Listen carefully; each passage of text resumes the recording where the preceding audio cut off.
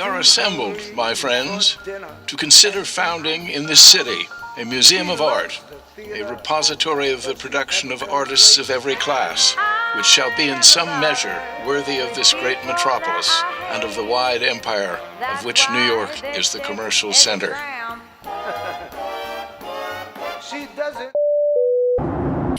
20th century wings high over Egypt, ancient cradle of many civilizations.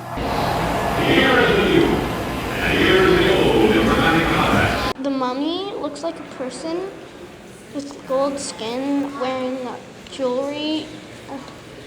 Evidence of a civilization that existed in fact.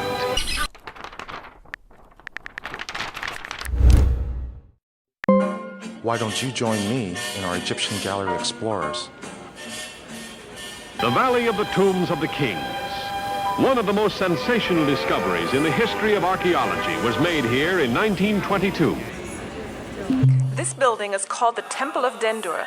Dendur is the modern name of the place where it once stood in the very south part of Egypt, a region called Nubia. Into the pillars and archpieces are inscribed scenes from the lives of the ancient pharaohs and the peoples they ruled. In the 1960s, the temple was taken apart and moved from the area to save it. It and a lot of other ancient monuments were going to completely disappear underwater when a new dam was built.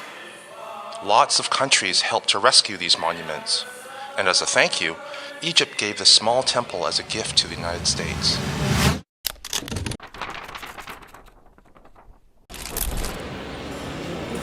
Like many neoclassical sculptors, William Wetmore's story drew his ideal subject from ancient history. But here he has added his signature touch.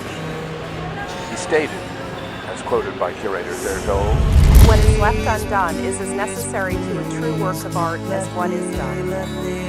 So he didn't feel that it was important to depict necessarily the most climactic moment, but for the viewer to get a sense of impending action or past deeds. This is Cleopatra, the last pharaoh of ancient Egypt. So here Cleopatra is seated, contemplating her suicide. So the brooding queen wears a nemes, which is the headcloth worn by royalty, and on top of it is the uraeus, or cobra headdress. On the other hand, her jewelry, including her scarab bracelet, reflects more the Victorian style of Story's era. So I think that in part the idea of being an artist was that kind of fantasy of being out of this. Then, because there's none of this here, so if you're going to be it, you'll have to be somewhere else. So I like that, and plus I like to do things with my hands, not.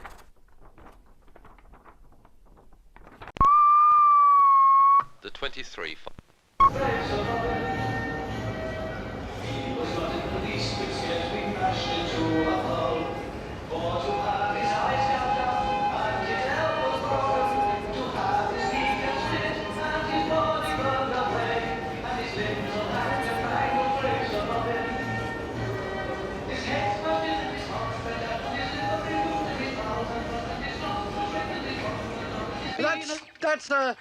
That's enough music for now, lads.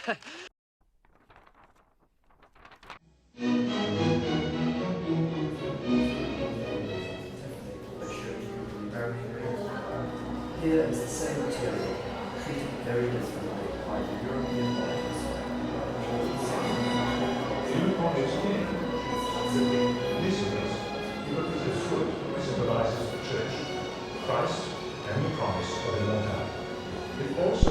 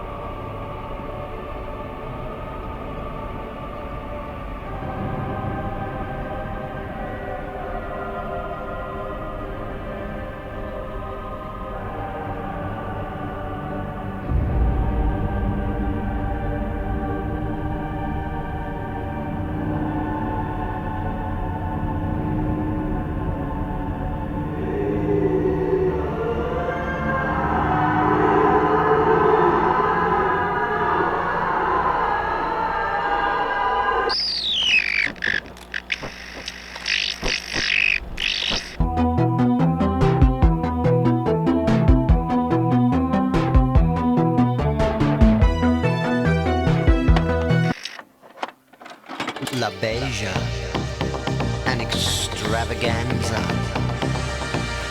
Magnifique, Celeron, Omni, Ebony, Dupree.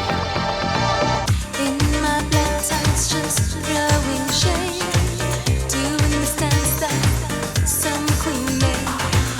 I remember the first time I saw him, told my brother to put me up on it. It wasn't easy, no 1, 2, 3.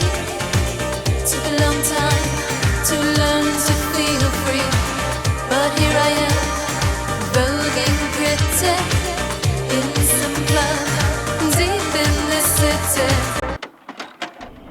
Aphrodite was the goddess of love and beauty, so there are more stories told about her than anyone else, god or mortal. Being what she is, she enters other stories, and such is the power of her magic girdle that he who even speaks her name falls under her spell and seems to glimpse her white shoulders. Grand prize, Miss Aphrodite from the House of Extravaganza. First runner-up, Miss Electra Abundance. Y'all appear. At first glance, you might think this sculpture shows the grisly moment after the mythical hero Perseus has beheaded Medusa. But look more closely.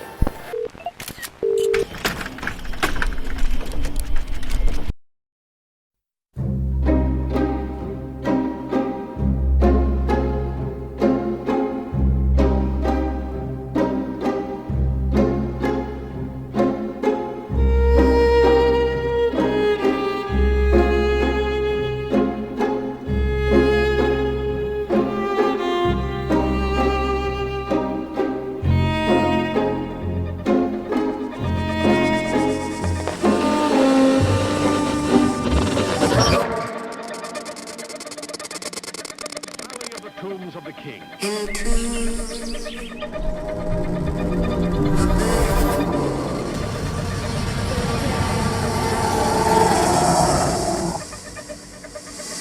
What appears to be blood on the unicorn's body is pomegranate juice dripping from the tree above.